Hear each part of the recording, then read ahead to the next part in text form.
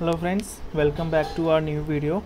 और आज हम पढ़ने वाले हैं ड्राफ्टिंग कमेटी। ठीक है, लास्ट वीडियो में अपन ने क्या पढ़ा था? Major and minor committees. ठीक है, अब ये ड्राफ्टिंग कमेटी एक बहुत ही इंपॉर्टेंट कमेटी है। ठीक है, इसका सेटअप कब हुआ था? 29 अगस्त 1947 को। ठीक है, इसमें हम इस कमेटी से हमारे एग्जाम्स में ना काफ़ी क्वेश्चंस बनते हैं। बेसिकली जैसे कि इस जो कमेटी में कितने मेंबर्स थे? टोटल मेंबर्स थे 7। ठीक है, कौन कौन से थे? Doctor B R Ambedkar, N Gopal Swami Ayyar, Alladi Krishna Swami Ayyar, doctor K M Munshi, Syed Mohammad Saadulla, N Madhava Rao इनको रिप्लेस किया गया था बी एल मित्तल से, क्योंकि इन्होंने रिज़ाइन कर दिया था ड्यू टू इल हेल्थ। ठीक है, 7 थे टी टी कृष्ण मचारी। ठीक है, इनको रिप्लेस किया गया था डी पी खेतान से। इनकी डेथ हो गई थी 1948 में इस वजह से। ठीक है, तो कई बार क्वेश्चन इस तरह से पूछा जाता है कि अपने को 4 ऑप्शन दे देते हैं और पूछा जाता है कि इसमें से कौन सा मेंबर ड्राफ्टिंग कमेटी में था। तो अपने को ना इन 7 मेंबर्स के नाम याद रखने पड़ेंगे। ठीक है, ये ड्राफ्टिंग कमेटी के मेंबर्स थे। अब ड्राफ्टिंग कमेटी का काम क्या था? इनका काम ये था कि जो मेजर एंड माइनर कमेटीज़ में जो कैंडिडेट्स थे ना, उनको अपना एक काम दे दिया गया था कि आप जाकर एजुकेशन के ऊपर काम करिए, इनके ऊपर लॉज बनाइए, या किस तरह से अपने को शेड्यूल करना है, किस तरह से चीज़ें करनी है, मैनेज करनी है, वो सारी चीज़ों पे काम करके लाइए। या फिर दूसरे किसी बंदे को दे दिया कि आप जाकर एग्रीकल्चर पर बनाइए कि एग्रीकल्चर के लिए लोगों के लिए क्या रहेंगे, फार्मर्स के लिए, माइनॉरिटीज़ के लिए क्या रहेंगे रूल्स एंड रेगुलेशंस। तो हर मेजर एंड माइनर कमेटी में हर कैंडिडेट अपने अपने लेवल पे काम कर रहा था। इसका बेस्ट एग्जांपल मैं दूं कि मैं एक प्रिंसिपल हूँ, ठीक है, स्कूल का, और 10 टीचर्स हैं। 10 टीचर्स को मैंने अपना अपना काम दे दिया कि आप जाकर अपने अपने क्लास की रिपोर्ट दीजिए मुझे। ठीक है, और वो 10 की 10 टीचर्स अपनी क्लास की पूरी रिपोर्ट कंप्लीट करके मुझे ला कर देंगे। तो मैं एक ड्राफ्टिंग कमेटी हूँ और वो एक मेजर माइनर कमेटीज़ है जो कि अपना काम करके लाकर किसको दे रहे हैं? प्रिंसिपल को। तो मैं उन सारी क्लासेस का जो डेटा रहेगा उसको पूरा कंबाइन करके मर्ज करके हायर अथॉरिटी को फॉरवर्ड कर दूंगा। तो सेम उसी तरह से ड्राफ्टिंग कमेटी उन सारी कमेटीज़ की हायर अथॉरिटी थी जो कि कॉन्स्टिट्यूशन को ड्राफ्ट कर रही थी। इसका मेजर काम ये था कि कॉन्स्टिट्यूशन को ड्राफ्ट करना है, शेड्यूल करना है, मैनेज करना है, और उसको प्रॉपर कॉन्स्टिट्यूशन बुक को बनाना है कि किस तरह से कौन से नंबर पे किस तरह से आगे पीछे क्या रखना है, वो सारी चीज़ें कर रही थी। ठीक है, ये ड्राफ्टिंग कमेटी का काम था। अब क्या हुआ? ड्राफ्टिंग कमेटी जो फॉर्मेशन थी वो एक डेमो के तरीके कह लो या फिर एक फॉर्मेट कह लो या पब्लिश करने के लिए रेडी थी। मतलब ओवरऑल उसका ड्राफ्ट हो चुकी थी जो कि फरवरी 1948 में। बट अब उन लोगों ड्राफ्टिंग कमेटी वालों का ये भी मानना था कि अब ये ड्राफ्ट तो हमने कर दिया कॉन्स्टिट्यूशन, बट ये जो पब्लिक है, ये देश की जो हमारी जनता फॉलो करेगी इन रूल्स एंड रेगुलेशन को, इस कॉन्स्टिट्यूशन को फॉलो करेगी, तो उनको ये पसंद भी तो आना चाहिए, लाइक उनको समझ में भी तो आना चाहिए कि इसमें क्या है क्या नहीं है, क्या चेंजेस हो सकते हैं, क्या बेटर आइडियाज़ हो सकते हैं। तो उन्होंने क्या किया कि अपनी उस पूरी कॉन्स्टिट्यूशन बुक की कॉपीज़ बनवाई और कॉपीज़ को डिस्ट्रीब्यूट कर दिया पब्लिक में कि भाई आप लोग भी इसको देख लो कॉन्स्टिट्यूशन को कि इसमें क्या चेंजेस कर सकते हैं, क्या बेटर कर सकते हैं, क्या हटा सकते हैं, ये सारी चीज़ें। तो जब उन्होंने अपनी कॉपीज़ डिस्ट्रीब्यूट कर दी फरवरी 1948 को, जब ये ड्राफ्ट बन चुका था और उन्होंने अपनी कॉपीज़ डिस्ट्रीब्यूट कर दी, उसके टोटल 8 महीने लिए पब्लिक ने। 8 महीने बाद सबने अपने अपने क्रिटिसिज्म थे, कमेंट्स थे, सजेशंस थे, वो सारी चीज़ें ड्राफ्टिंग कमेटी के आगे रखी और उन्होंने उसमें चेंजेस भी किए। चेंजेस करके वो जो भी था उनका कमेंट्स वगैरह जो भी उन्होंने चेंजेस करने थे, वो सारे चेंजेस करने के बाद वापस से उन्होंने रीड्राफ्ट किया और कह सकते हैं सेकेंड ड्राफ्ट। रीड्राफ्ट करने के बाद ये फिर उन्होंने पब्लिश करने के लिए अक्टूबर 1948 को ही रेडी हो गया था वापस से। ठीक है, अब क्या था? अब इनको लागू फिर इनका जो बाकी का टाइम लगा उसका जो बाकी के टाइम की बात है, तो उसमें टाइम में क्या रहा? फिर इन्होंने आगे क्या किया? फिर इन्होंने लागू करने के लिए उन्होंने अपना जो उसमें डेकोरेशन रहती है या फिर डेकोरेशन वगैरह सजाना धजाना, जैसे कि देखो इसमें डेकोरेशन वगैरह ये सब हाथों से की गई हुई है। ठीक है, अब इन्होंने पूरा यहाँ पर डेकोरेशन वगैरह की, ये अपनी बुक है, ये कॉन्स्टिट्यूशन ऑफ इंडिया इस तरह से दिखती है। फिर आता है नेक्स्ट, ये देखो अपना प्रेम्बल आगे आ जाता है, कॉन्स्टिट्यूशन ऑफ इंडिया, इस तरह से पूरी डेकोरेशन वगैरह। अब इसकी कुछ की पॉइंट्स है जो मैं आपको बताता हूँ। की पॉइंट्स में क्या है कि अपनी जो कॉन्स्टिट्यूएंट असेंबली थी उसका जो सिंबल था वो एलिफेंट रखा गया। ठीक है, doctor sir B N Rau कौन थे? अपने कॉन्स्टिट्यूशनल एडवाइज़र थे कॉन्स्टिट्यूएंट असेंबली के। HVR लेंगर कौन थे? जो कि सेक्रेटरी थे कॉन्स्टिट्यूएंट असेंबली के। ठीक है, SN मुखर्जी कौन थे? चीफ ड्राफ्टमैन थे। ठीक है। प्रेम बिहारी नारायण रैज़दा कौन थे? कैलीग्राफर। इन्होंने अपने हाथों से पूरा कॉन्स्टिट्यूशन लिखा है। जो ओरिजिनल कॉन्स्टिट्यूशन हैंड रिटन है वो इटैलिक स्टाइल में लिखा गया है, ठीक है। नेक्स्ट आता है कई बार, और हाँ अभी ये मैं इसके बारे में बताता हूँ। कई बार क्या होता है कि एसएसबी वगैरह में पूछ लिया जाता है कि आप जैसे कि अपने देश में, अपने जो देश का जो कॉन्स्टिट्यूशन बना हुआ है उसके जो सोर्सेज रहे हैं, कौन कौन से देश रहे हैं, कितने देशों से हमारे सोर्सेज लिया गया है। जैसे कई बार हमने फ्रांस से, अमेरिका से चीज़ें ली हैं, तो इस तरह से ना फंडामेंटल राइट्स अमेरिका से लिए हैं, फ्रांस से भी लिया है हमने, तो ये सारी चीज़ें पूछी जाती हैं। तो कितने देशों से हमने चीज़ें ली हैं, तो बेसिकली कई जगह या काफ़ी जगह आपको देखने को मिल जाएगा 11 कंट्रीज़, या कई लोग बोल देते हैं, कई लोग जो टीचर्स पढ़ाते हैं 11 कंट्रीज़ से लिया गया, बट ऐसा नहीं है। अपना जो कॉन्स्टिट्यूशन के सोर्सेज रहे हैं 10 कंट्रीज़ रहे हैं और एक एक्ट रहा है। उस एक्ट का नाम क्या है? गवर्नमेंट ऑफ इंडिया एक्ट 1935, ठीक है। याद रखना, ये बेसिक कई बार पूछ लिया जाता है एसएसबी वगैरह में कि आपको कितना आता है उसके अकॉर्डिंग। फिर आता था ओरिजिनल वर्जन, जो अपना उस कॉन्स्टिट्यूशन बुक को पूरा डेकोरेट वगैरह किया गया, उसको सुंदर बनाया गया।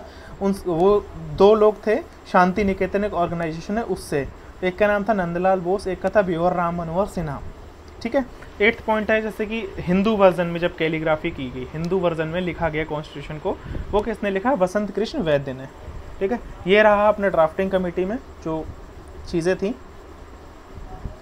तो यहाँ पर शायद ये, हाँ यहाँ पर ये अक्टूबर 1948 नहीं, अक्टूबर 1949 है, ठीक है। तो ये इतना था। फिर उनको 2 महीने लग गए, नवंबर दिसंबर, फिर उन्होंने 26 जनवरी को लागू कर दिया था 1950 को, ठीक है, अक्टूबर 1949।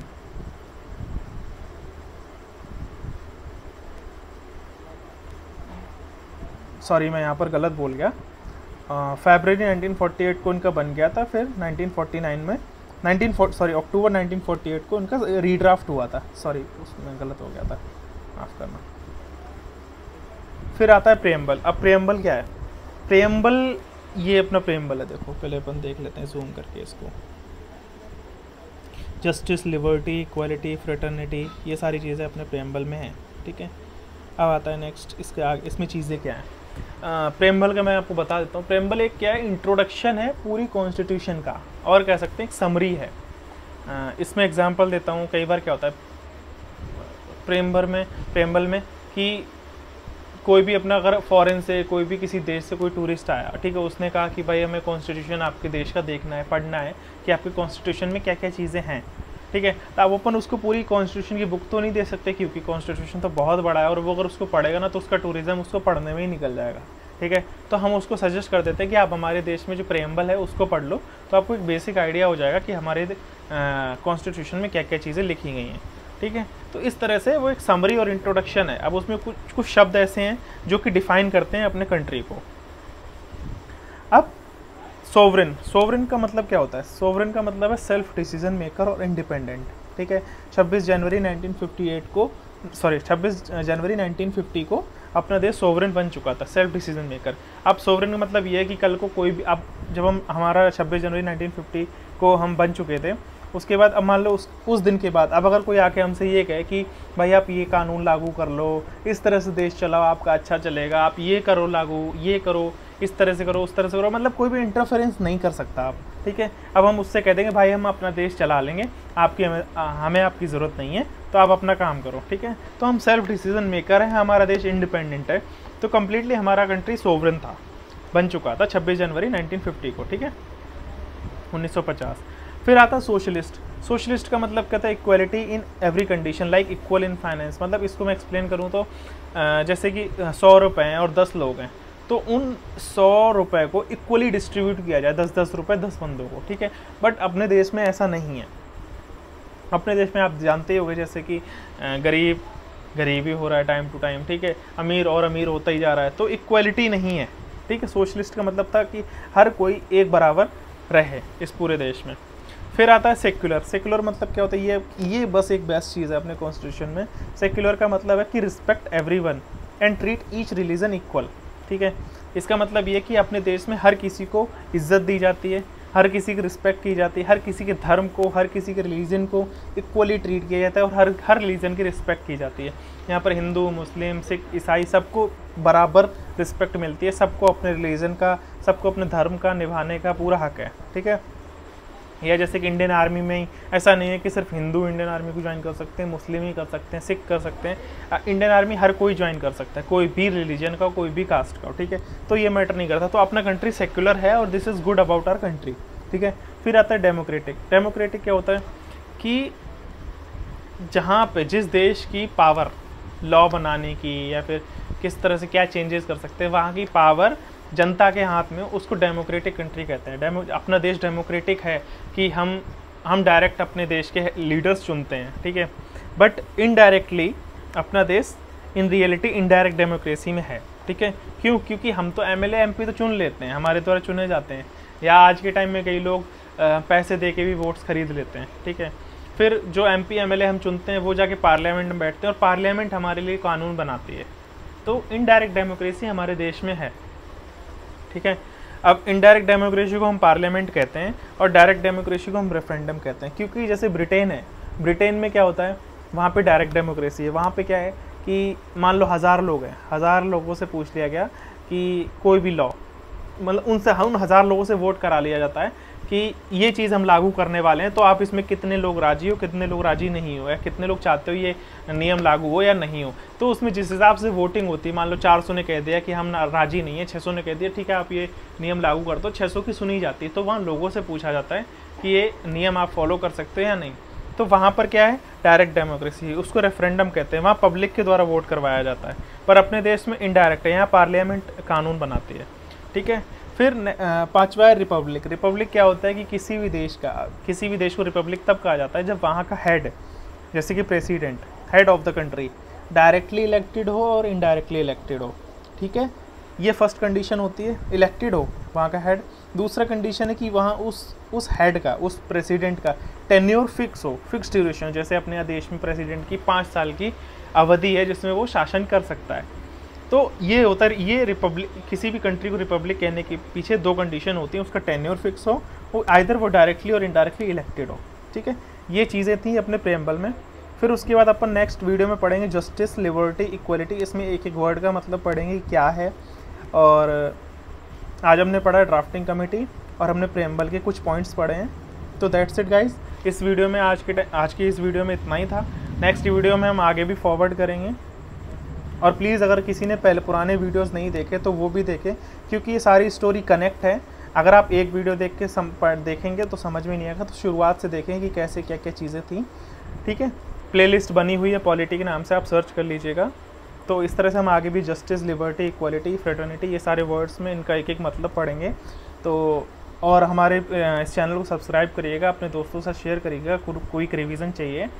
और लाइक करिए, सब्सक्राइब करिए, दोस्तों से शेयर करिए प्लीज़। तो इस चैनल को थोड़ा सा सपोर्ट करिए। Thank you so much, have a good day, bye bye.